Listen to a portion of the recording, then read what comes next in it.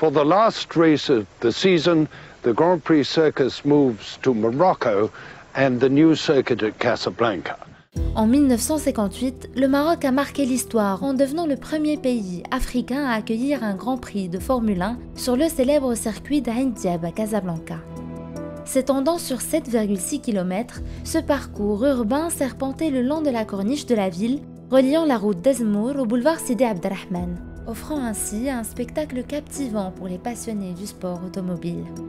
Récemment, un article de nos confrères d'Atalayar a relancé le débat en affirmant que le Maroc serait sur le point d'accueillir à nouveau un Grand Prix de Formule 1 avec Tanger comme ville désignée pour cet événement.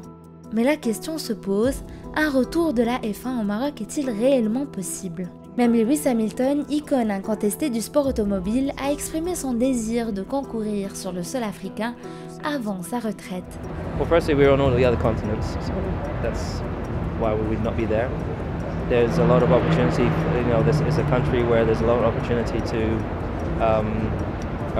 you know, there's the talk of going to these countries and different places and promoting positivity and lifting up those areas, and we should be also doing that in Africa.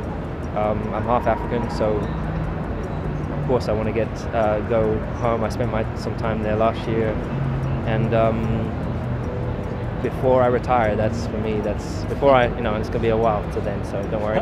Okay. But before I stop, it's a dream to go out there and experience that in such a beautiful place. Cependant, l'article cité par Atalayar ne fait pas mention d'un intérêt manifeste de la Fédération internationale de l'automobile FIA pour le Maroc spécifiquement. Néanmoins, la stratégie de Liberty Media, détenteur des droits du championnat, qui vise à diversifier l'audience de la F1 et à atténuer son image élitiste, laisse entrevoir que des courses sur le continent africain pourraient enrichir le calendrier mondial.